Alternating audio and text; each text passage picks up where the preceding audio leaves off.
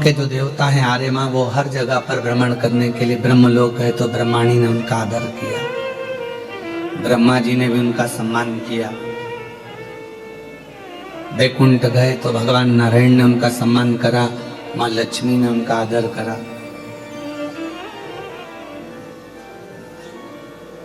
इंद्र लोग गए तो इंद्र जी ने उनका सम्मान करा, आदर करा, इंद्राणी ने सम्मान दिया। खूब पकवान बनाए, उनको खिलाए।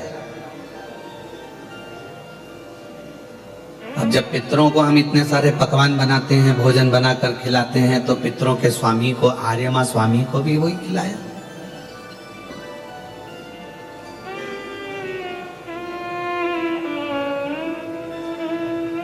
भगवान विष्णु के यहाँ भी लक्ष्मी जी ने बहुत मोतीचूर के लड्डू बनवाए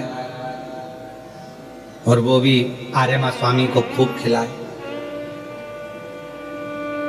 ब्रह्मा जी के यहाँ ब्रह्माणी जी ने भी आर्यमा स्वामी के लिए खूब व्यवस्था करी, खूब सम्मान दिया। देवताओं ने खूब उनको, जिन जिन के यहाँ पर पितरों के देव, पितरों के स्वामी आर्यमा जी जहां जहां गए, वहां सब ने सम्मान किया, सब आदर करा, खूब खिलाया। आर्यमा स्वामी चकाचक खूब पाए, पितरों के देवता है। अब पितृ लोक से आज आर्यमा स्वामी ने विचार करा कि अभी तक मैं सब दूर होकर आया हूं, केवल देवाधिदेव महादेव के यहाँ नहीं पहुंचा, शिव जी के यहाँ जाना चाहिए। और पितरों के स्वामी आर्यमा भ्रमण करते करते करते करते कैलाश पर्वत पर पहुंच गए। कैलाश पर जैसे ही आर्यमा स्वामी पहुंचे तो भगवान श्री गणेश जी से उनका मिलना हुआ। गणेश जी खेल रहे थे, अपने आनंद में बैठे हुए थे। अब आर्यमा स्वामी ने गणेश जी से पूछा कि आपके पिताजी कहाँ हैं? भगवान श्री गणेश जी महाराज ने समझाते हुए कहा कि वो तो माँ जगत जननी मेरी माता के साथ में, पार्वती जी के साथ में भ्रमण पर गए और कहीं ना कहीं सत्संग में लगे होंगे।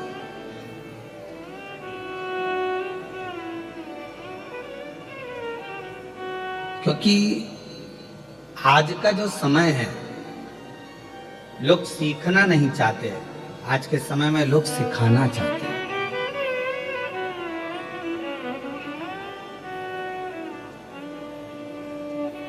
और शिव महापुराण की कथा कहती है कि कथनी और करनी एक जैसी होना चाहिए।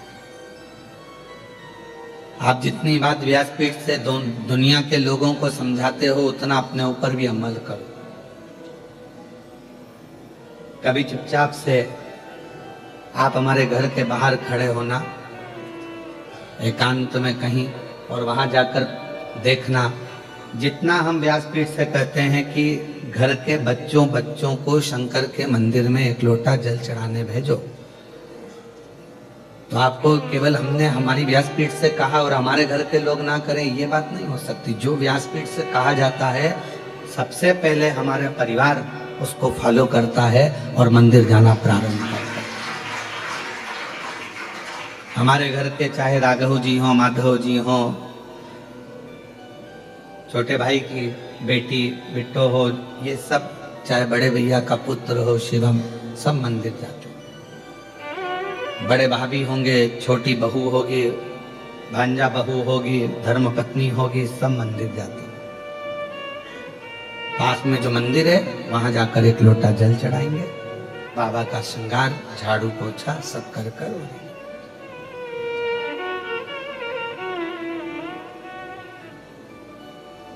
कोई बात अगर हम कह रहे हैं, एक वक्ता के लिए जिंदगी में सबसे बड़ी बात यह होती है कि वो जो बात कहे तो उस पर अपना खुद पर फॉलो जरूर करे।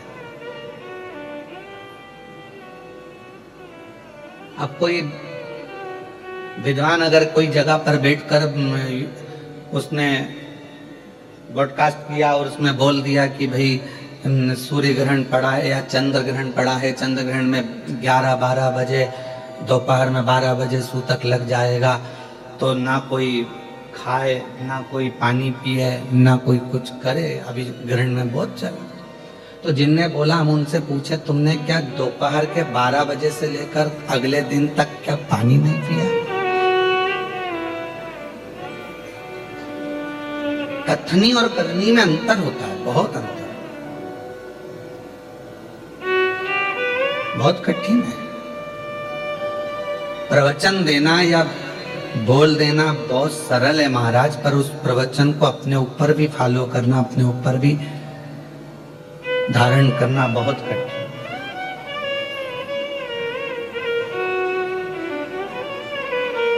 बहुत कठिन बात है। हम स्वयं आज के जमाने में, एक सास सोचती है मैं बहू को सुधार दूं, बहू सोचती है मैं सास को सुधार दूं, पति सोचता है पत्नी को सुधार दूं, पत्नी सोचती है पति को सुधार दूं, बेटी सोचती है माँ को सुधार दूं, माँ सोचती है बेटी को सुधार दूं। पर यहाँ शिव महापुराण की कथा कहती है कि आप किसी को मत सुधारो, अपने आप को सुधार लो।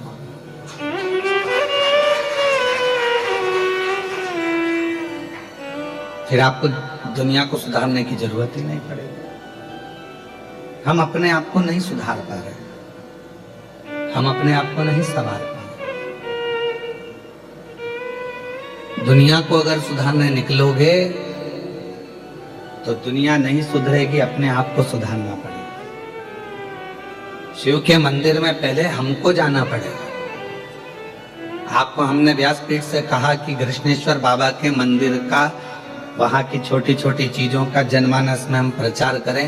तो हम खुद मंदिर में पहुंचे और छोटे छोटे वीडियो आप देखते होंगे, आस्था चैनल पर शुरू में दिखाए जा रहे हैं, या हमारे इंस्टाग्राम पर या हमारे चैनल पर, फेसबुक, यूट्यूब पर उसको डाला जा रहा है, जिससे जनमानस में ये पहुंचे।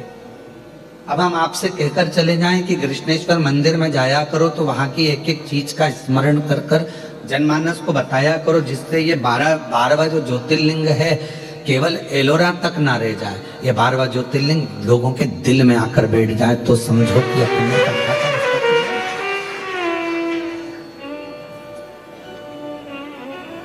और ये हमारा विश्वास कहता है कि इस कथा के बाद में 12वें ज्योतिर्लिंग का जो एक आनंद है, वैसे तो बाबा स्वयं ही आनंद है, स्वयं कृपा करने वाले हैं, पर अगर उन्होंने, मेरे कृष्णेश्वर बाबा ने ये कथा यहाँ बुलाई है तो खुद के लिए बुलाई, स्वयं के लिए, या कोई दूसरे को सुनने के लिए नहीं। मेरे कृष्णेश्वर बाबा स्वयं सुनते हैं,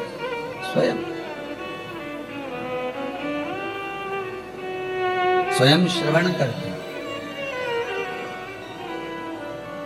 और ये ना सोचे कि हम केवल ये ऑनलाइन कथा कर कर चले जाएंगे। जिस दिन मेरे बाबा ने फिर डमरू बजाया, अब की बार तो तुम कम हो, अगली बार 10 से 20 लाख पब्लिक के बीच में भी कथावाच कर देंगे। ऐसा नहीं है कि नहीं आएंगे, ऑनलाइन बाज दिए तो बहुत हो गया, ना ना ना। जिस दिन मेरे कृष्णेश्वर बाबा ने कृपा कर दी, उस दिन फिर वही 10 लाख 20 लाख पब्लिक के साथ में, फिर वही पंडालों की भीड़ में, फिर वही आनंद के साथ कथा का रस्ता। तो जितनी बात हम कहें उतनी हम पर भी अमल।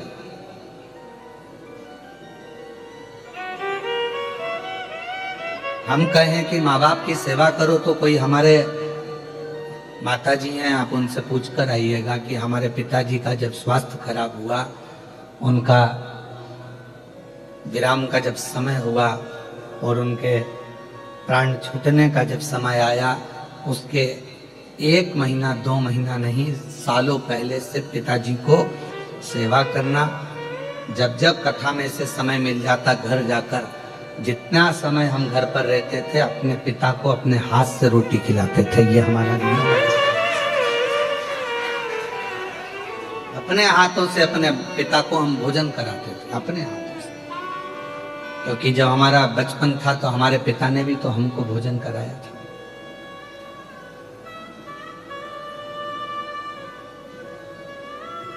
एक मीडिया वाले ने पूछा, क्या आपने कभी भगवान को आनंद पाया है? हमने कहा कि दुनिया में शायद मैं बहुत किस्मत वाला हूं, दुनिया में शायद मेरे बराबर कोई किस्मत वाला नहीं होगा कि मैंने भगवान के कंधे पर बैठकर भगवान का दर्शन किया। दुनिया में मेरे बराबर कोई किस्मत वाला नहीं होगा कि मैंने भगवान के कंधे पर बैठकर भगवान का दर्शन किया है। जब हम मंदिर में, कई मंदिरों में मेला लगता था और दर्शन करने जाते थे, हम छोटे थे तो मेले में भीड़ बहुत होती थी, तो मेरे पापा, मेरे पिताजी मुझे कंधे पर बिठाकर भगवान का दर्शन कराते थे। तो भगवान के कंधे पर बैठकर भगवान का दर्शन किया।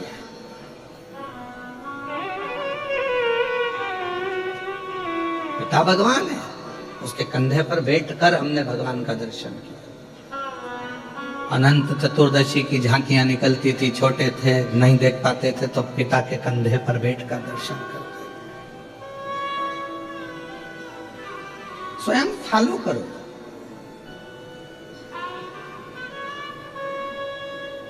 एक शंकर भगवान को और एक शंकर के भक्त को दुनिया बहुत बाद में पहचानती है। जैसे जगत गुरु शंकराचार्य जी थे, जब तक उनको नहीं पहचाना, लोगों ने उनको शास्त्रार्थ करने के लिए चुनौती देते रहे। जहां जाते थे वहां उनको चुनौतियां सामने आ जाती थी। सामने हमसे शास्त्रार्थ करो, ये जवाब दो, वो जवाब दो। शंकर, जगत गुरु शंकराचार्य जी स्वयं शिव का एक अंश है। आज भी भारत भूमि की जो 4 पीठ हैं, जिन पे 4 शंकराचार्य विराजमान हैं, वो मेरे शंकर का एक अंश है, शिव का रूप है। और आज दुनिया के लोग उनके ऊपर उंगली उठाकर कह देते हैं कि हमारे से शास्त्रार्थ करो या हमको ये कहो। अरे उनको पहचानो, वो जगत गुरु शंकराचार्य जी की 4 गादी पर विराजमान है और वो संपूर्ण विश्व का गौरव है, भारत की भूमि का गौरव है। 4 पीठ के 4 शंकराचार्य, हम उनको जान नहीं पाते।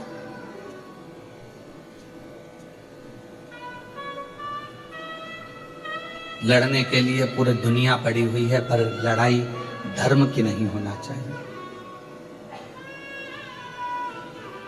मंदिर में पूजन कर रहे हो, वहां झगड़ा ना करें। कथा श्रवण कर रहे हो, वहां झगड़ा ना करें। सनातन धर्म को एकजुट करने की बात करें, पर आपस में झगड़ा ना करें। विवाद बहुत सारी जगह पड़ी है लड़ाई करने के लिए। आओ मैदान में, तलवार उठाओ और हो जाओ चालू, डंडे उठाओ और हो जाओ चालू। अरे सनातन पर उंगली उठे, ये ठीक नहीं है। एक सनातनी दूसरे सनातनी को अपशब्द कह रहा है, दूसरा सनातनी तीसरे को अपशब्द कह रहा है, ये ठीक का?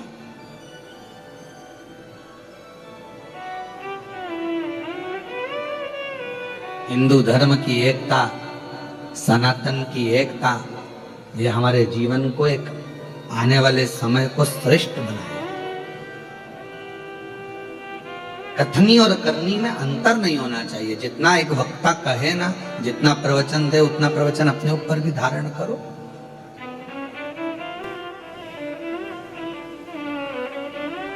स्वयं पर हम एक दिन अगर व्यासपीठ से बोल दिया कि हमें कृष्णेश्वर बाबा का वर्णन करना है मंदिर में जाकर, हम उसी समय शाम को पहुंच गए वर्णन करने। हम कहकर चले जाएं, ये ठीक नहीं।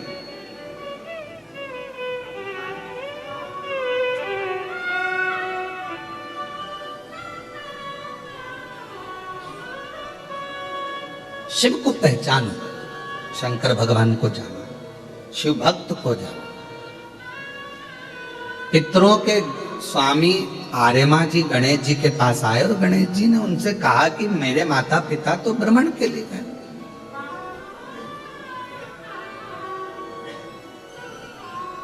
और केवल माता पिता भ्रमण नहीं करते हैं। पहले का नियम था, जब भी मम्मी पापा माता पिता जब बैठते थे एकांत में, तो कुछ परिवार के लिए अच्छा करने की बात करते थे, कुछ नया करने का प्लान करते थे। ये मोबाइल ने सारे प्लान फेल कर दिए। पत्नी अपना मोबाइल लेकर बैठी रहती है, रात्रि के समय पति अपना मोबाइल लेकर बैठा रहता है। एक कोने में वो व्हाट्सएप चलाती रहती है, दूसरे कोने में वो गूगल और फेसबुक चलाता रहता है। अब दोनों के आपसी तालमेल कैसे मिलेंगे? विचार तो समाप्ति हो गए। बच्चों के लिए कुछ नया सोचने का मन नहीं है, बस पढ़ रहे हैं बच्चे, पढ़ा रहे हैं, ठीक है, स्कूल गए हैं, चले गए हैं, जो है आपस में आप लोग एक दूसरे से कक्ष के अंदर कमरे में अगर मिले हो तो थोड़ी देर बैठकर बात तो करो कि हमको आगे की प्लानिंग क्या करना है, आगे क्या करना है। हमारा पूरा समय हम मोबाइल को दे दिया, व्हाट्सएप को और फेसबुक गूगल को दे दिया। कितने भी आपके फ्रेंड बना लो इंस्टाग्राम पर, कितने भी आपके फ्रेंड बना लो व्हाट्सएप पर, कितने भी आपके फ्रेंड बना लो फेसबुक पर, कितने भी आपके फ्रेंड बना लो गूगल पर, कितने भी आपके फ्रेंड बना लो आप पूरे मोबाइल पर याद रखना, जब बीमार पड़ोगे, हॉस्पिटल में पड़े रहोगे, पूरे मोबाइल का एक भी दोस्त तुम्हारे पास खड़ा हो तो बता देना खड़ी वो पत्नी ही रहेगी। जिसको तुमने टाइम नहीं दिया वो पत्नी, जिसको तुमने टाइम नहीं दिया वो पति, जिसको तुमने टाइम नहीं दिया वो सास, जिसको तुमने टाइम नहीं दिया वो ससुर, जिसको तुमने टाइम नहीं दिया वो मम्मी, जिसको टाइम नहीं दिया वो पापा, आखिरी में खड़े केवल परिवार का ही व्यक्ति रहेगा। बाकी के जितने मोबाइल पे जुड़े वो बाद में लिखने को तैयार मिलेंगे ओम शांति।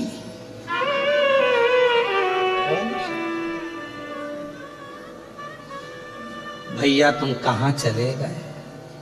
बस कितने दिन लिखेंगे? एक दिन, क्योंकि उनको मालूम अब तो कोई इंस्टाग्राम चलाने वाला नहीं, इसका कौन फेसबुक यूट्यूब, बात खत्म। और हम उनको समय दे रहे हैं जो हमको समय दे ही नहीं पाए।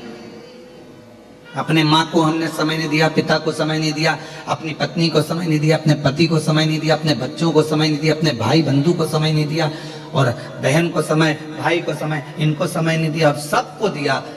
दिन भर लगे रहे, दिन भर कि कौन काम आया? एक बार लिख देना मेरे को 5 लाख की जरूरत है, देखिए हम पूरे मोबाइल में से कोई 5 लाख रुपए भेज दे तुमको। 5 लाख भी जान दो, 500 रुपए के लिए लिख दो कि मुझे 500 की जरूरत है, 500 कोई भेज दे तो बात कौन भेजे?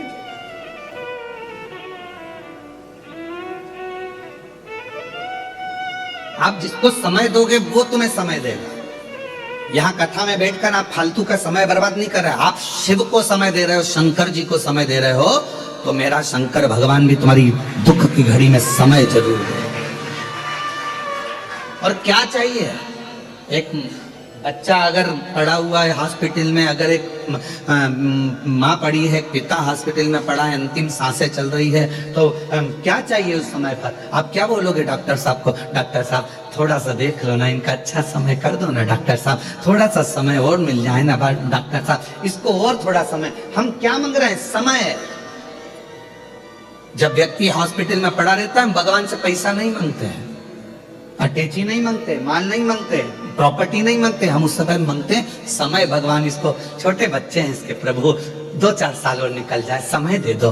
भगवान भी कहेगा तूने अगर शिव पुराण में समय दिया है तो वो सारा समय मैं तुझे भी दूंगा, क्यों चिंता कर? तूने अगर मेरे मंदिर में समय दिया है, तूने मुझे समय दिया है, तो मैं तुझे दूंगा।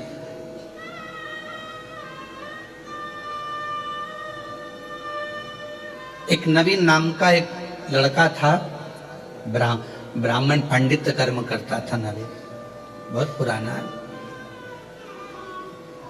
हमारे पास में रहा। फिर बाद में उसने अपने गांव चले गया और वहां उसने अपना कार्य चालू कर दिया, पंडित कर्म आदि, पूजन आदि का।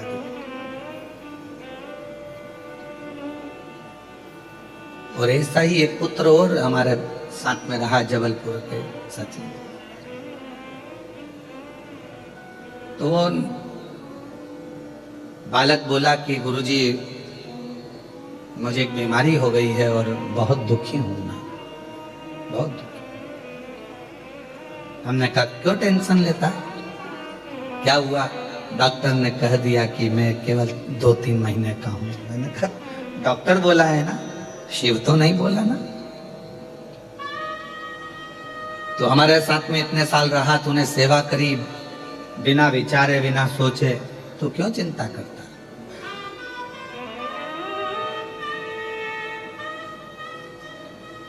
क्यों सोचना? तूने उस पर भरोसा करा, उसकी सेवा करी है ना तूने। बीमारी आ भी गई ना, टेंशन मत ले, तूने उसकी सेवा करी है। डॉक्टर ने तुझे 2 महीने दिए हैं, पर तू हमारे साथ सेवा में कम से कम 4 साल रहा है, तो तेरे 4 साल तो बाबा कैसे भी बढ़ा कर ही रहेंगे, तो क्यों चिंता करता है? अब ये 4 तो उसके थे, उसकी तरफ से जो तूने सेवा करी, और 4 गुरु की तरफ से, और 4 तेरी माता की तरफ से, और 4 तेरे पिता की तरफ से।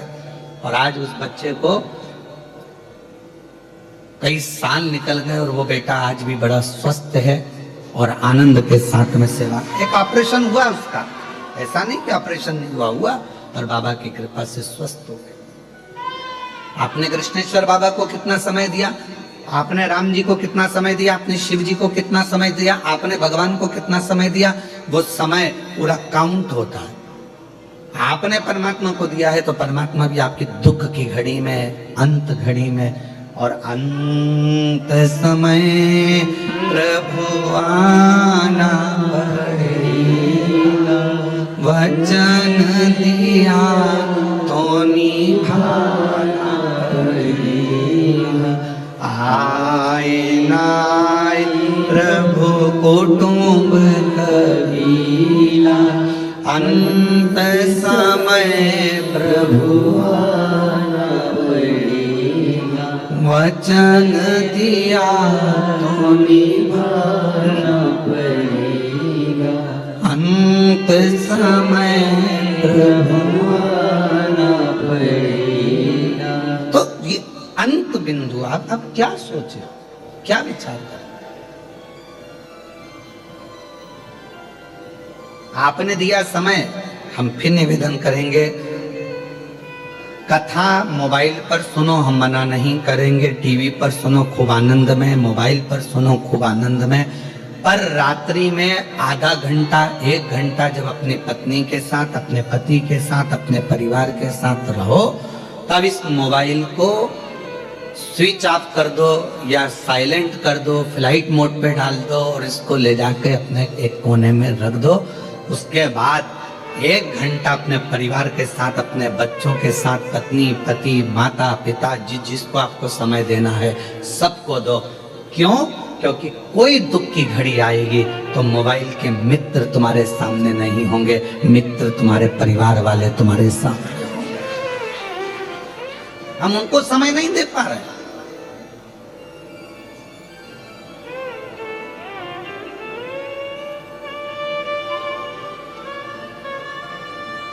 पहले घर के अंदर एक घड़ी होती थी, वो भी पापा के हाथ में होती थी या दादाजी के हाथ में होती थी, और पूरे घर के लोग समय पूछने किसके पास आते थे?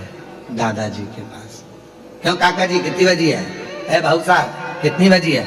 अभी भाई कितनी बज रही? भाऊ साहब देखना कितनी बज रही है। बहुएं आती थी, अपने बच्चों को भेजी, जा दादाजी से पूछ के टाइम कितना हो गया। बहुत दादाजी क्या टाइम? भाऊ साहब ने बता दिया इतना टाइम हुआ है, दादाजी ने बता दिया। पहले एक घड़ी होती थी और समय सबके पास होता था।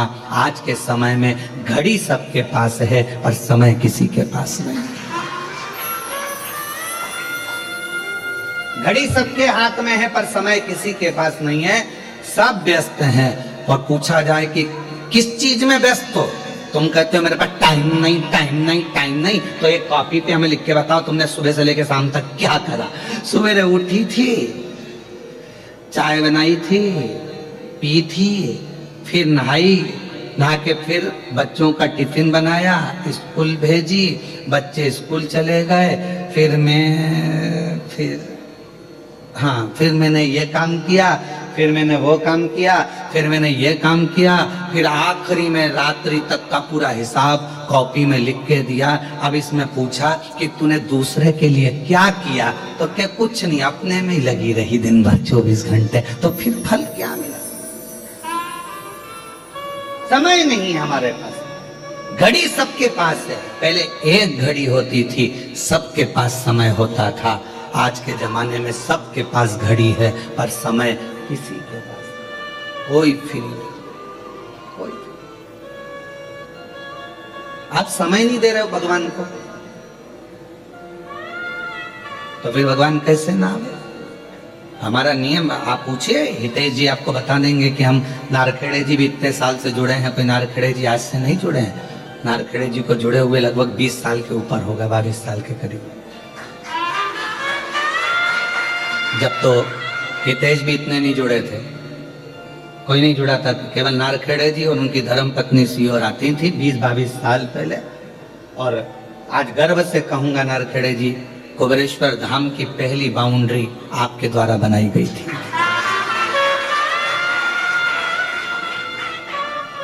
नारखेड़े जी खंबा पकड़ के खड़े होते थे कुबेरेश्वर धाम पर, खंबा पकड़ के खड़े होते थे, वो सीमेंट का पोल, और उनकी पत्नी मिट्टी डालती थी, फिर दूसरा फर्श लेकर आता था, वो लगाता था, वो बाउंड्री। अब और आप पूछेंगे गुरुजी वो वाली बाउंड्री कहाँ गई, तो वो बाउंड्री एक इछावर के पास में एक हनुमान जी का मंदिर है, उस मंदिर पर हमने उस बाउंड्री को पूरा लगवा दिया, क्योंकि वो बाउंड्री अच्छी थी तो लगवाई।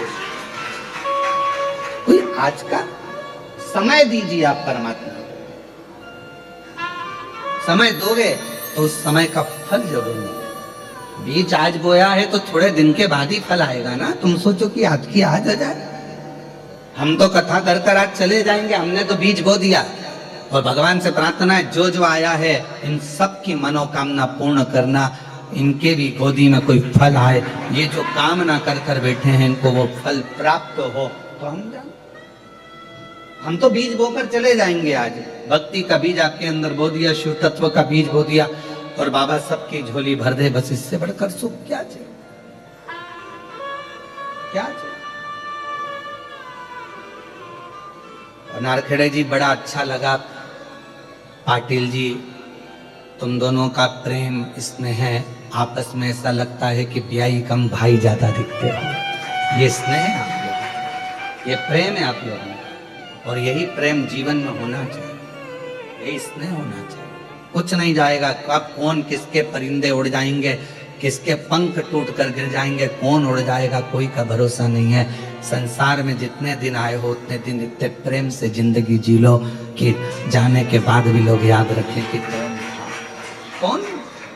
घड़ी बहुत हो गई, समय कम हो गया, निवेदन है समय तो परमात्मा को। हम ना इनसे पूछो, हम ये लोग घर पे भी आते हैं तो हम इनको इतना समय नहीं देते, हम हमारे शिव को समय देते, भगवान शंकर की भक्ति करते।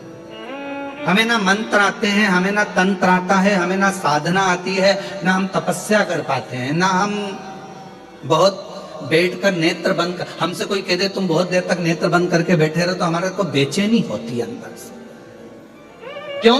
क्योंकि हमने दिन रात उसको देखा है, उसको देखे बिना एक मिनट नहीं रह सकते, तो फिर हम नेत्र बंद करके कैसे रह जाए? हम तो उसके बिना एक मिनट नहीं रहते। हम कुबेरेश्वर धाम पर भी रहते हैं तो हमारी खिड़की थोड़ी सी खुली रहती है, उसमें से हम बस बाबा को देखते रहते हैं, दिन रात उसका स्मरण करते रहते हैं, उसको निहारते रहते हैं। ये जीवन मिला क्या, उसको देख।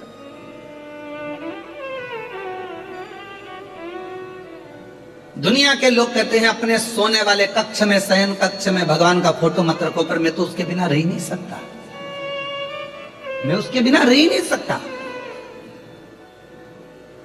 लोग कहते हैं कि भगवान का फोटो शयन कक्ष में मत रखो, पर मैं उसके बिना नहीं रह सकता, मुझे बेचैनी होती अगर वो नहीं दिखता तो। इसलिए मेरे पीछे भी वो है, और मैं सोता हूं तो मेरे आगे भी वो है, और राइट और लेफ्ट में भी वो है, मैं उसके बिना नहीं रह सकता। मेरे कक्ष में भले दर्पण ना हो, समान ना हो, पर मेरा शंकर होना जरूरी है, मेरा शिव का होना जरूरी है, उसके बिना बेचैनी है। भजन स्मरण,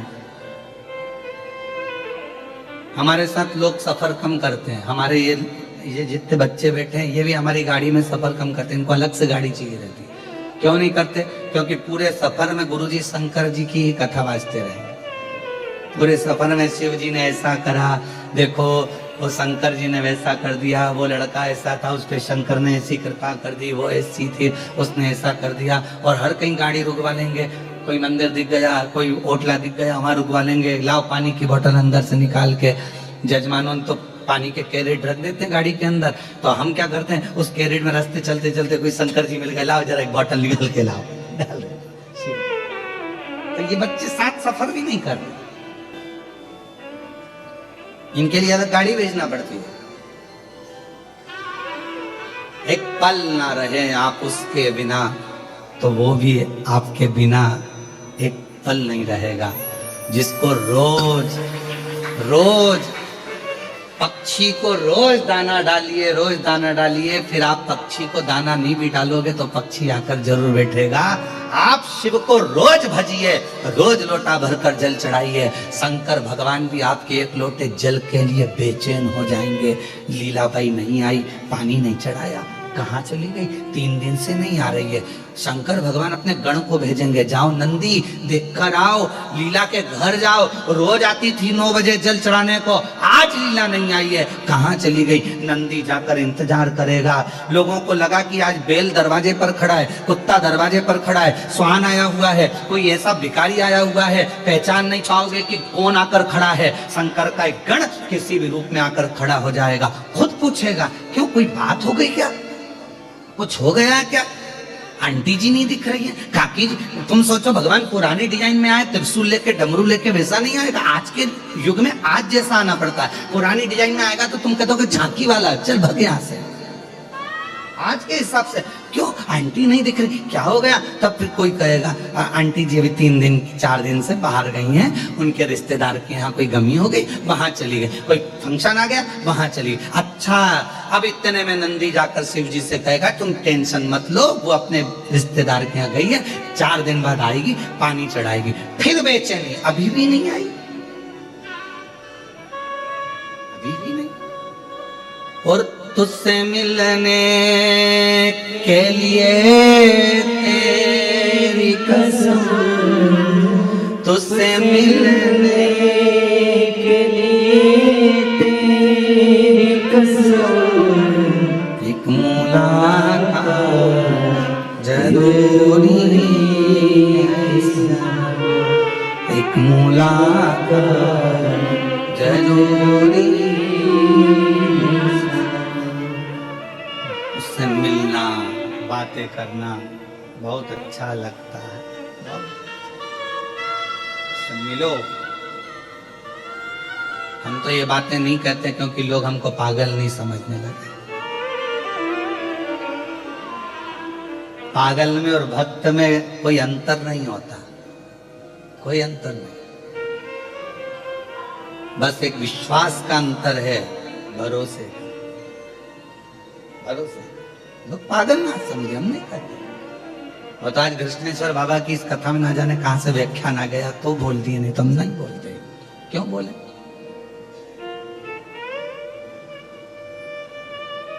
आता है उसका नंदी पूछकर जाता है क्यों नहीं आई, क्यों नहीं आई, बेचैनी बढ़ती है। दाना डाला है तुमने रोज, पक्षी तो आएगा छत पर जरूर, डाल के देखना, प्रैक्टिकल करना। सीवर वाला महाराज झूठ तो नहीं बोल रहा, रोज एक गाय को रोटी दो टाइम पे तो वो रोज टाइम पे आएगी। शिव जी को रोज टाइम पे जल चढ़ाओ, रोज जाकर जल चढ़ाओ तो शंकर को बेचैनी लगेगी, क्यों नहीं आए। मालूम पड़ा उसके यहाँ थोड़ी सी तकलीफ आ गई, शंकर जी ने डमरू बजाकर नंदी को बुलाकर जा दुख काट उसके, अब देखिए अब भी जा, कल से मेरे मंदिर आना चाहिए, जा अब ही किया।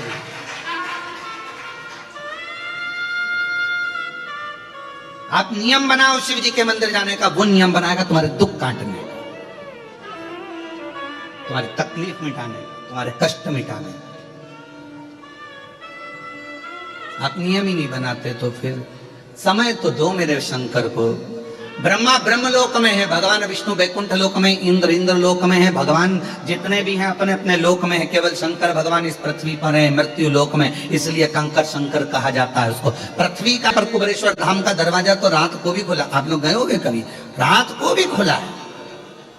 दिन भर लोग जल मंदिर में चढ़ाते हैं, पर कुबेरेश्वर धाम पर लोग रात्रि के 3 बज रही है, 2 बज रही है, 1 बज रही है, 1:30 बज रही है, 2:30 बज रही है, 4 बज रही है। और आपसे निवेदन करेंगे कभी भी जाकर देख लेना, वो आपको एक लोटा जल चढ़ाते ही मिलेंगे।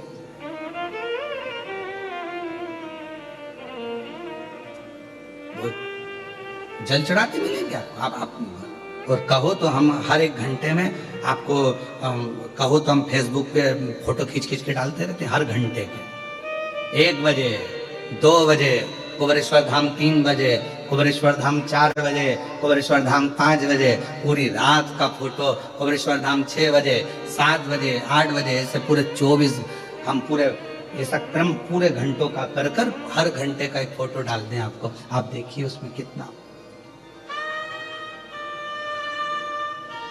तो किसी ने पूछा क्यों गुरुजी सब मंदिर के दरवाजे रात को बंद हो जाए, तुम्हारे कुबरेश्वर धाम का दरवाजा खुला रहता है? हमने कहा ये बाप का घर है, पापा के कमरे में कोई भी आ सकता है। बाप के यहाँ आने में समय नहीं देखा जाता। बच्चे को तकलीफ है तो बाप को जाना पड़ता है। बेटा कमरे में तड़प रहा है तो माँ और बाप तो जाएंगे ना, तुरंत बाप तो पहुंचेगा, क्या हुआ बेटा? और पापा को तकलीफ है, बाप को तकलीफ है तो बेटा भी तो आएगा। ये बाप का घर है कुबरेश्वर धाम, कुबरेश्वर बाबा की भूमि, ये पिता का घर है। बेटी को कब तकलीफ हो जाए, बच्चे को कब दुख आ जाए, कब वो पुकार ले मेरा शंकर भगवान, भाग पर।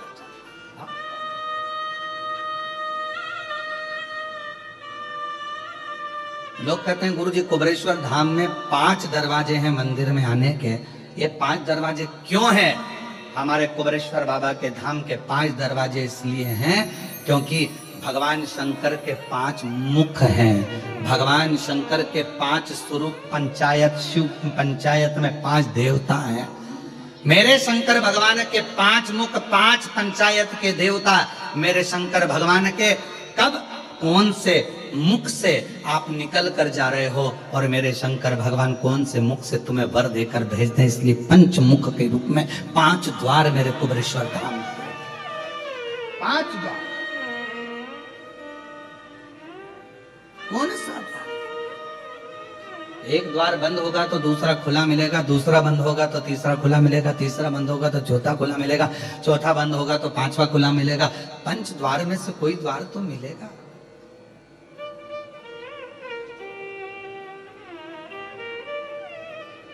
और आखिरी में ये देह भी पंच तत्व में ही तो विलीन हो जाती है क्या?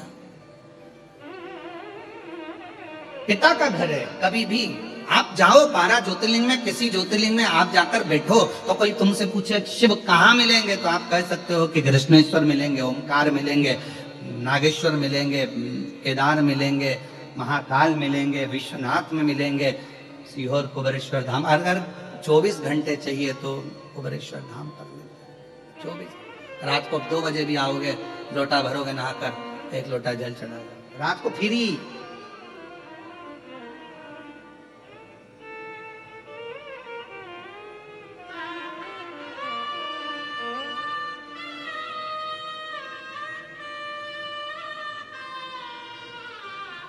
अजब।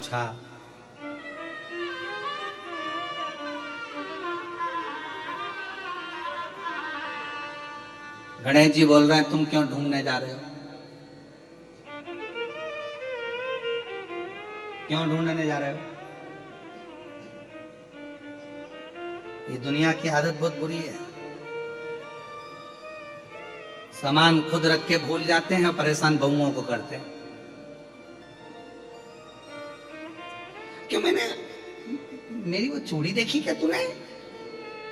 मैंने रखी तो यही थी। तूने मेरी वाली साड़ी देखी क्या? रखती खुद है, भूल जाती है। और भूल अब क्या कर रही है? पूरे घर में ढूंढ रही है। रखा किसने? जम के बोलो, खुद ने। और ढूंढवा किससे रही है? सब। ढूंढो जरा, ढूंढो।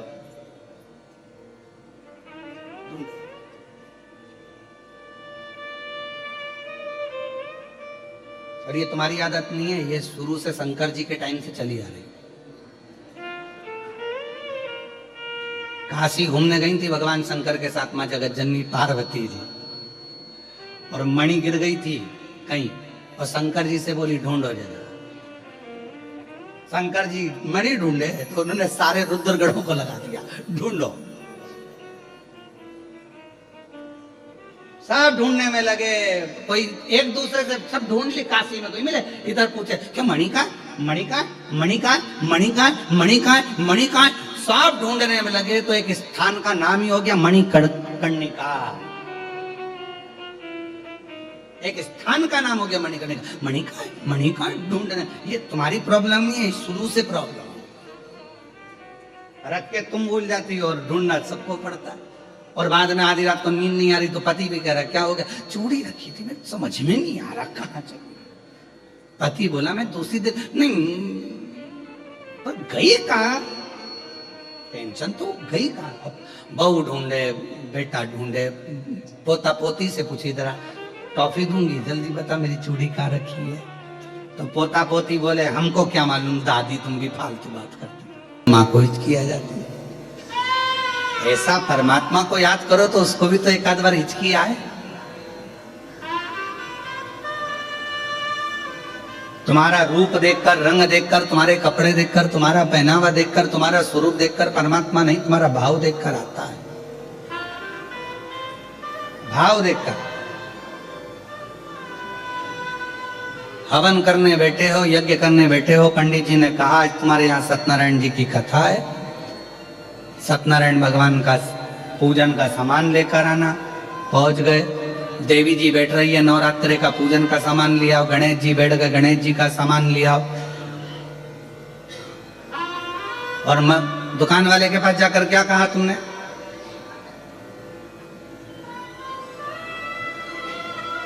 भैया 1 किलो घर का घी दे दो और 1 किलो पूजन का घी दे दो। घर का घी 540 रुपए किलो, पूजन का घी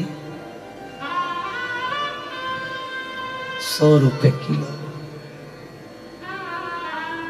अब तुमने दुकान वाले को भी मालूम है कि ये सत्यनारायण का पूजन का सामान चाहिए, तो सड़ी हुई खारक, सड़ी हुई बादाम, एकदम सफेद कपड़ा झर्री जैसा, पूरा मुंह देख लो। 16 मातृका बनाने का कपड़ा ऐसा झर्री लाल कलर का, किसी काम का नहीं। चावल भी ऐसे बांधे जिसमें घुनी घुन, गेहूं ऐसा बांधा, सिंगाड़े भी दिए सूखे वाले तो उसमें घुन भरे पड़े हैं। भैया गणेश जी बिठाना है, पूजन का सामान दे देना, पूजन का घी दे देना। देवी जी बैठ रही है, देवी जी के लिए पूजन का घी दे दो। यज्ञ के लिए यज्ञ का घी दे दो। क्यों? क्योंकि उनको मालूम है दुकान वाले को कि यज्ञ में कौन सा घी देना है, सस्ता, हल्का, चर्बी मिला हुआ, चर्बी मिली हुई है, बेकार है, जो किसी काम का नहीं। जिस घी में बदबू मार रही हो वो परमात्मा के दिए के लिए, यज्ञ के लिए, अनुष्ठान के लिए दे दिया जाता है। क्यों? और घर का घी अच्छा, क्योंकि घर के लोग जरा सा भी घी गड़बड़ खा गए, हॉस्पिटल चले गए तो दुकान वाले को बंद कर दिया जाएगा। भगवान थोड़ी ना आके बोल रहा है कि मेरा हल्का घी है।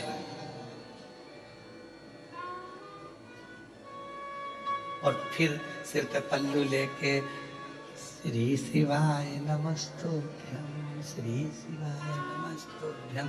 शंकर जी सोचे 100 रुपए किलो वाली अम्मा घर ले गई 500 का, लाई मंदिर 100 का। शंकर जी पे मल रही और क्या कह रही, बाबा 25 लाख रुपए अटके पड़े हैं, कहीं से दिलवा दो।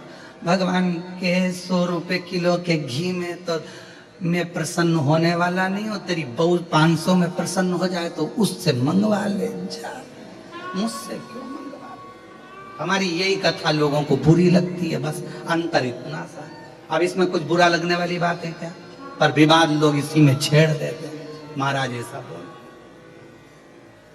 कौन ने कहा तुम 100 रुपए का घी दो या 50 रुपए का घी दो या 500 का घी दो? शिव महापुराण तो कह रही है कुछ मत दो, दिल दो ना।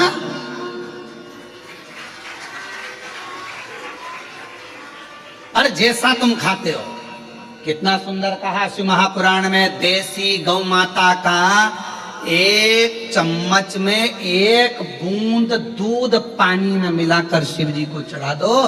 पर केमिकल का दूध, थैली का दूध, डब्बे का दूध, पॉलीथीन का दूध, भैंस का दूध शिव जी को मत चढ़ाओ। जर्सी का दूध शिव जी को मत चढ़ाओ। 1 बूंद चढ़ाओ। शिव जी ने ये थोड़ी ना किया कि तुम मुझको 1.5 साल लगा दो। शंकर भगवान ने कभी कहा कि मुझे घी ला कर दो 1.5 साल? नहीं, तुम्हारे पास हो तो नहीं तो दिल दे दो।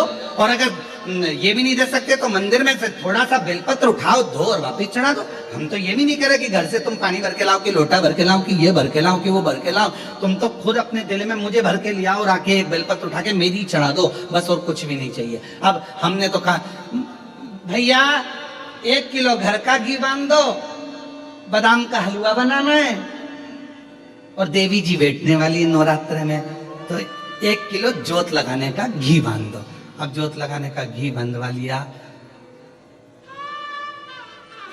ऐसा घी जोत जला के बैठे कि मच्छर भी नहीं आ रहा। अब मच्छर उस घी के कारण नहीं आ रही, बदबू है। मच्छर ने सोचा कहाँ जाऊं, दूसरी जगह सुसाइड कर लूंगा, पर इसके पास नहीं जाऊंगा। मच्छर भी चला। जब मच्छर ऐसे घी के पास में नहीं आए तो भगवान कैसे आएगा रे? हे बेलूर वालों, एक चावल का दाना दो पर पूरा दो, भले एक बूंद घी दो पर अच्छा दो। भगवान कभी नहीं कहेगा कि तू 250 ग्राम चढ़ा कि 1 किलो चढ़ा, अच्छा दीजिए, अच्छा। श्रेष्ठ।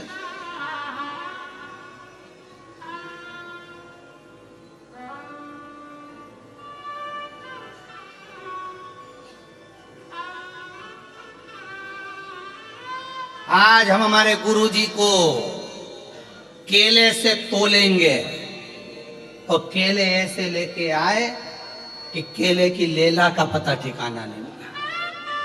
वो केला मालूम पड़े अंदर से दब गया, कछोड़ गया, पूरा केला भी केला, मेरा तो मृत्यु हो चुकी है, अब खाने के लायक ही नहीं बचा, क्या करेंगे? भगवान को चढ़ाया तो ऐसा चढ़ाया, क्या मतलब?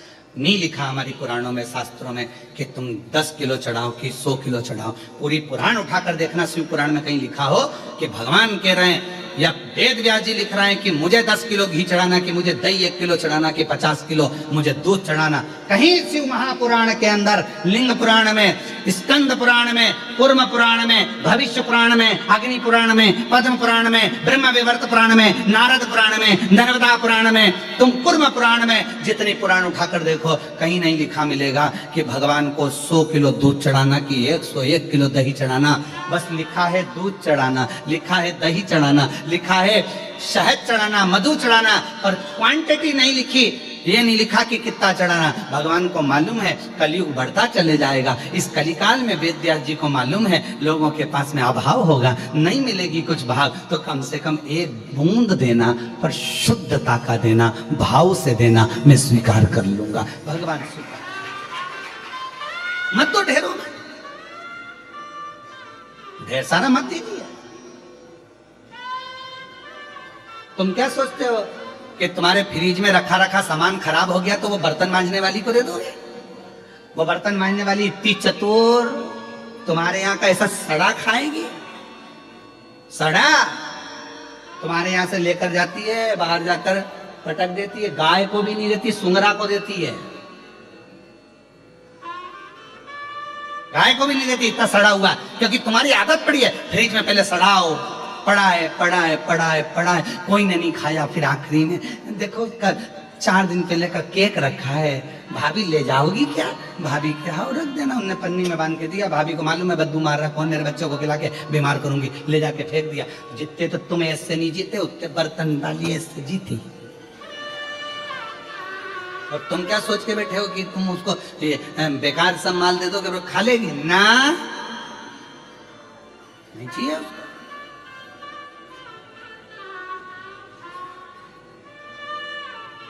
परमात्मा को तुम सोचो झाड़ू वाला, बर्तन वाला, ये वाला, वो वाला, हम बेकार सामान दे दे, वो स्वीकार कर लेगा? नहीं चाहिए उसको, उसको चाहिए ही नहीं, उसको तो अच्छा चाहिए। तुम दो एक, उसी तरह 1 बूंद दूध, 1 बूंद घी, 1 बूंद शहद, 1 गुड़ का दाना, शक्कर का दाना, 1 बूंद भी दोगे स्वीकार करेगा। और शिव जी की कथा शिव पुराण कहती है, भले लोग हमारा कितना ही विरोध करें, पर इस व्यासपीठ से आज कहने में पीछे नहीं हटेंगे। कुछ भी नहीं है देने के लिए, तो अपना दिल परमात्मा को दे देना, और नकली, गलत, बेकार भगवान को मत। भगवान को सड़ा गला बेकार बिल्कुल मत दो। उससे भगवान को ये लगता है कि हमारी निगाह में भगवान की भाव कितना है, कितना भाव, थोड़ा सा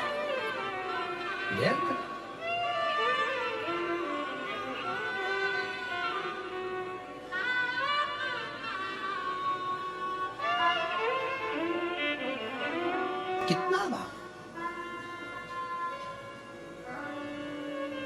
कुबेरेश्वर धाम पर अभी तो जितनी गौ माता है हमारे यहाँ गाय, वो दूध नहीं देती हैं, दुधारी गाय नहीं है, क्योंकि ये सब इधर उधर की गाय हैं।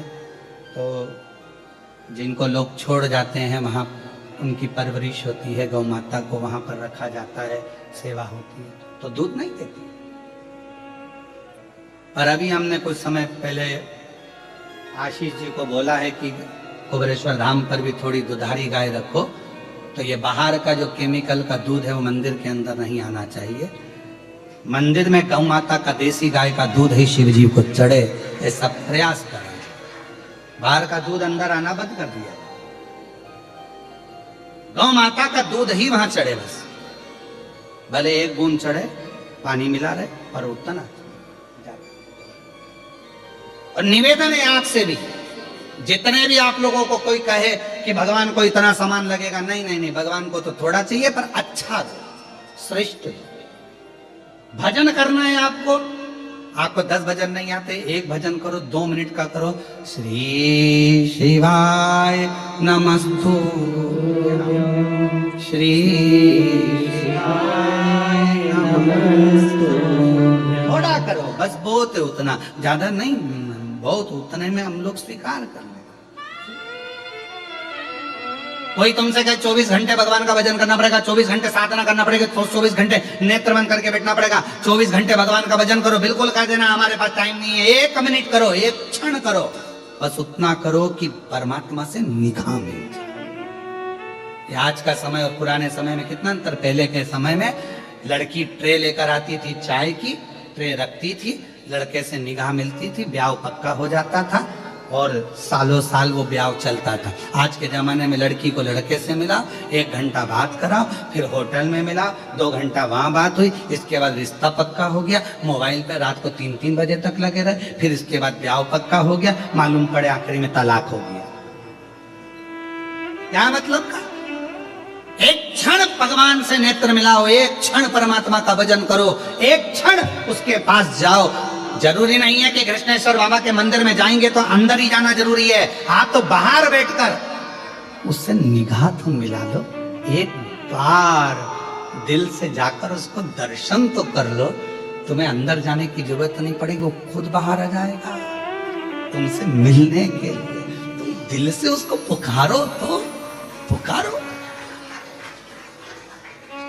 रोज वो हितेश हमसे बोलता है, रोज बोले गुरुजी मंदिर में चले दर्शन करने के लिए, अंदर चले। हमने कहा इतने भक्त दर्शन करने आ रहे हैं, हमारे जाने से प्रॉब्लम होती है, लोग इकट्ठे हो जाते हैं, फिर अंदर जा नहीं पाते, लोगों को दर्शन सही से नहीं होता। हम नहीं, हम बाहर से कर लेंगे, एक दिन चले गए, दर्शन हो गए, बाहर से कर लेंगे, बस वो खुद आए मिलने के लिए, खुद। भक्ति ऐसी, अपने कारण बहुत सारे लोग खड़े हो जाएं, लोगों को दर्शन नहीं हो, अपन बीच में बांधा पड़ो तो कितने सारे लोग अंदर ही अंदर पड़े, बताओ भजन कौन आ गया, 4 घंटे से बैठा है, दर्शन तक नहीं करने दे रहा। अब इतने लोगों का दिल दुखाऊं शिव भक्तों का, तो एकांत की बात। इसलिए तुम जाओ, अपन शिखर दर्शनम सर्व पाप नाशनम, शिखर में दर्शन करो, आनंद। क्या वीआईपी कल्चर में जाना, कहां मिलेंगे? और मैंने ढूंढ, डनलप का गद्दा मिल जाए पर नींद को तरसे नैन, एसी का रूम मिल जाए और नींद को तरसे नैन। और कोई कोई ऐसा होता है कि कांटों पर भी सोकर आता उसके मन को चैन। कोई कोई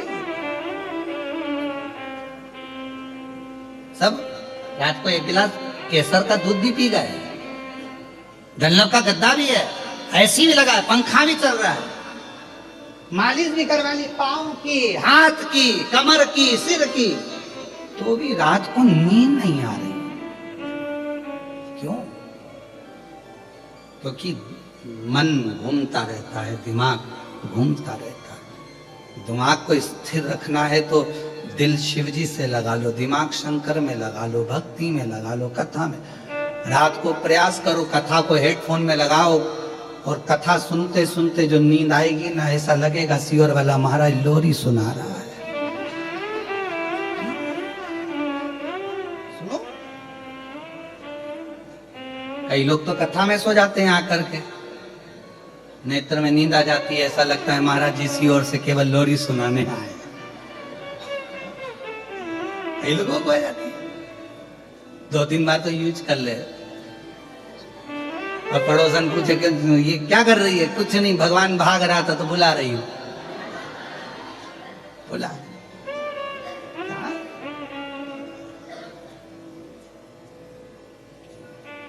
अब कहाँ मिलेंगे? तो कहा कि वो हृदय से आप पुकारो, भगवान मिलेंगे। पितरों के देवता आर्यमा स्वामी चले गए।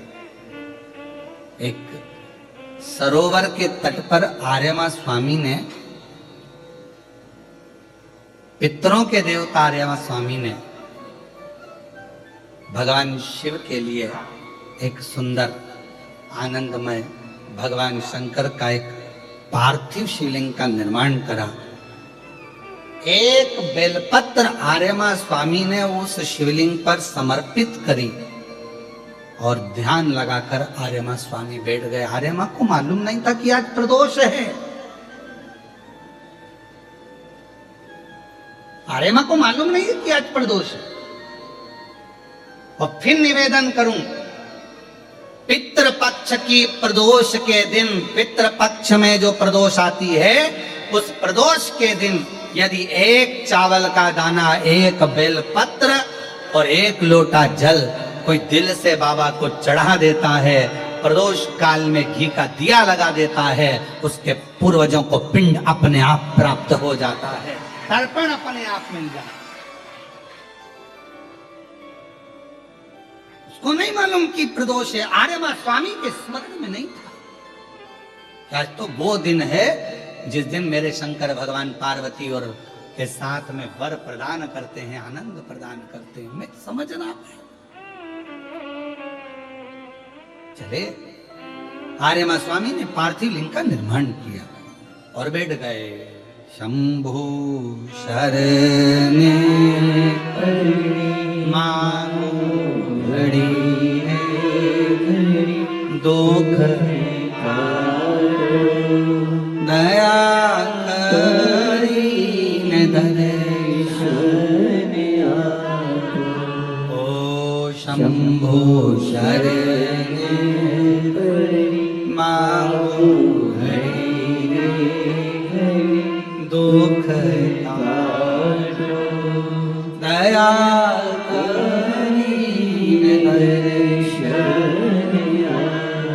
भगवान रमे स्मरण में, आनंद में, चित्त में। और भगवान शिव का पार्थिव शिवलिंग का निर्माण कर लिया, पूजन करने के लिए बैठ गए।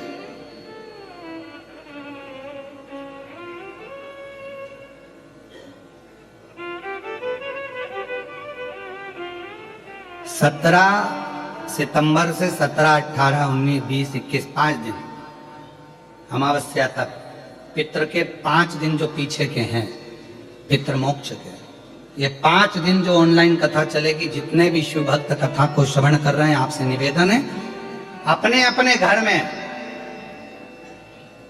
ये 5 दिन की जब कथा चले 17 से 21 तक, तो एक चावल का दाना अपने साथ लेकर कथा सुने, या अपने पूर्वजों का फोटो रखकर कथा सुने, या परिंदे के पास में एक दिया लगाकर कथा सुने, या भगवान शिव का स्मरण कर कर एक चावल का दाना लेकर कथा सुने। और बाद में वो चावल का दाना परिंदे को छुआकर तुम्हारे घर में जो शिव जी हो, शंकर जी का मंदिर हो, शिवलिंग हो, मंदिर को आसपास में कहीं पर भी वो चावल का दाना शिव समर्थ। 5 दिन पितृपक्ष के जो अमावस्या वाली कथा आएगी, उसको आप दिल से सुनना, हृदय से सुनना, पितरों के मुक्ति हेतु सुनना, उनके मोक्ष हेतु सुनना। 5 दिन ऑनलाइन सुनो, उसको अपने घरों में रहकर सुनना, ऑनलाइन श्रवण करना और बाबा से अपने हृदय की बात कहना। फिर हम अगले वर्ष जो पितृपक्ष आएगा, उसके पहले तुमसे बात करेंगे कि तुमने पितृपक्ष में जो मांगा था, बाबा ने तुमको दिया कि नहीं दिया। 17 तारीख से जो ऑनलाइन कथा होगी, ये तो कथा आज विराम हो जाएगी 15 तारीख को, 17 से जो चालू होगा उसका इस्तेमाल पितरों की शांति के घर में रहकर ऑनलाइन उसको श्रवण, कितना फल है उस कथा का लाभ। और यदि आप लोग अपने पूर्वजों का फोटो रखकर कथा सुन रहे हो तो एक नंबर हम आपको वहां पर देंगे, उस नंबर पे आप अपने फोटो भी डालना, हम उसको टीवी पे भी दिखा देंगे कि आप लोग कथा तो सुन रहे हो। हम आस्था वालों से बात करेंगे इसके लिए, वो आपको दिखाएंगे, श्रवण कराएंगे कि आप लोग भाव से कथा का रस तत्व ग्रहण कर रहे हो, स्मरण कर रहे हो।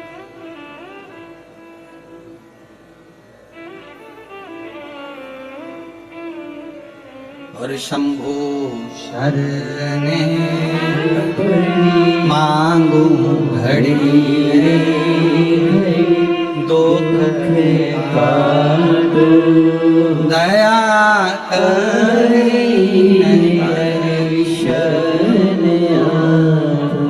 जितने भाव से आप कथा का रस तत्व एक पत्र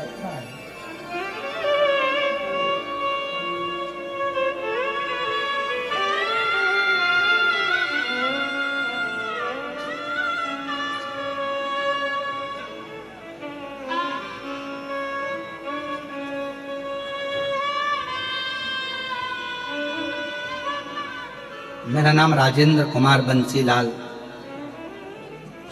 लखाटे। मैं बाबा की कृपा का क्या वर्णन करूं गुरुदेव। 6 साल यहाँ वहां नौकरी करता रहा।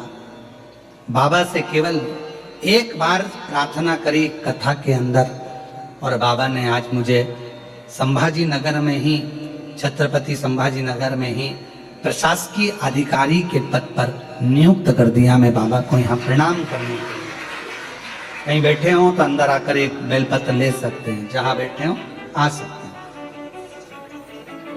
गुरुजी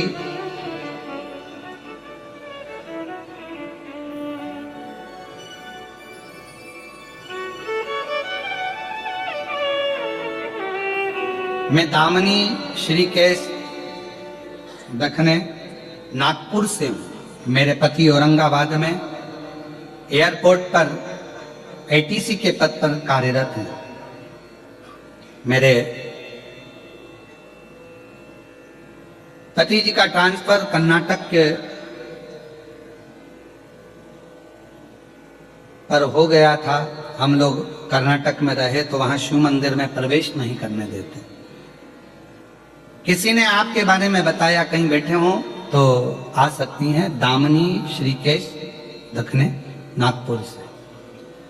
फिर हमने भगवान शिव का घर में ही पूजन अर्चना करना प्रारंभ करा, और भगवान की ऐसी कृपा हुई गुरुदेव कि सोचा भी नहीं था, शिव से जो जो मांगते मेरा शंकर वो मुझे प्रदान कर देता।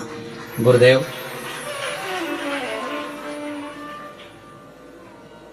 हमको तो लगता ही नहीं है कि ये शिव महापुराण की कथा है, हमको तो लगता है कि अपने पिताजी से कहने की जगह है। हम यहाँ आते, कहीं बैठी हो तो वो आकर एक बेलपत्र ले सकती हैं। आ जाओ।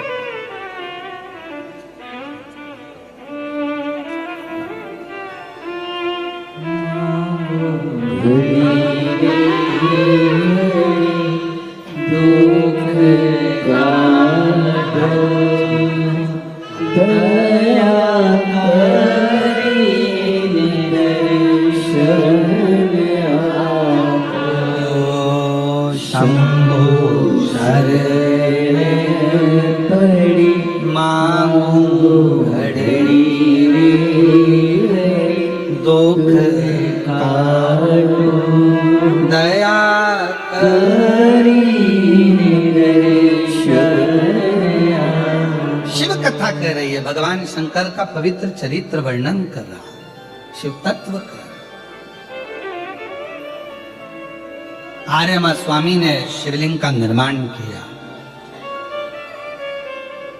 ध्यान नहीं है कि प्रदोष है। कभी कभी हम टीवी पर कथा श्रवण करते रहते हैं, हमारे स्मरण में नहीं आता कि आज कौन सी तिथि है, पर कथा सुनने बैठ गए उस तिथि के दिन हमारे कानों में ऐसी कथा पहुंच जाती है कि हमारा कल्याण बाबा अपने आप करना प्रारंभ कर देता है, हमारे दुख मिटाना बाबा प्रारंभ कर देता है, हमारी तकलीफें मिटाना शिव प्रारंभ कर देता है, हमारे स्मरण में नहीं रहता।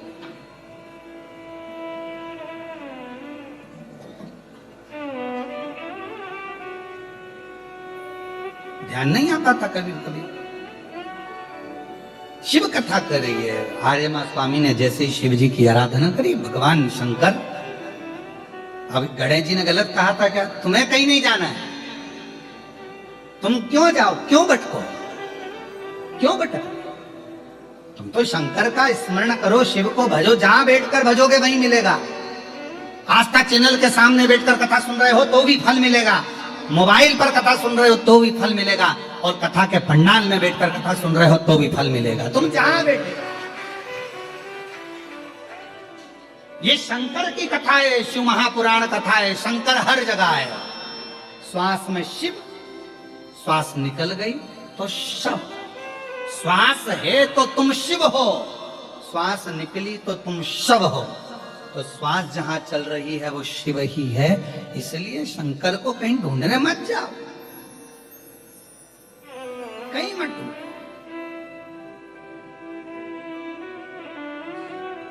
उनको ढूंढने जाने की जरूरत नहीं है। भोला कहाँ मिलेगा, और मैंने ढूंढा देश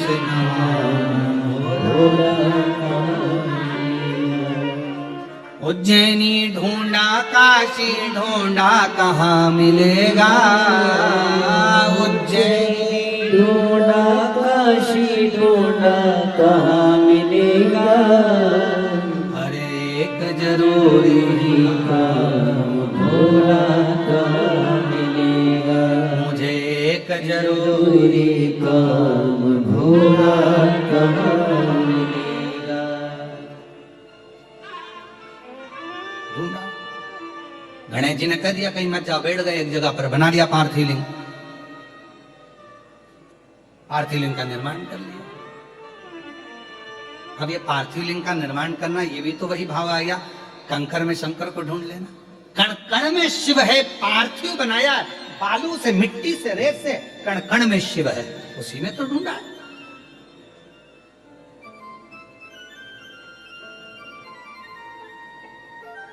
और बैठ गए, बेलपत्र चढ़ा दी, एक पुष्प चढ़ा दिया और जपने बैठ गए। श्री शिवाय नमस्तुभ्यं, श्री शिवाय नमस्तुभ्यं, श्री शिवाय नमस्तुभ्यं, श्री शिवाय नमस्तुभ्यं। जपा, शिव का नाम स्मरण किया। आर्यमा स्वामी ने ओम नमः शिवाय, ओम नमः शिवाय, ओम नमः शिवाय, ओम नमः शिवाय, ओम नमः शिवाय जप रहे हैं, जपा रहे हैं। शिवजी प्रकट हो गए, सामने आ गए, भगवान शंकर सम्मुख में।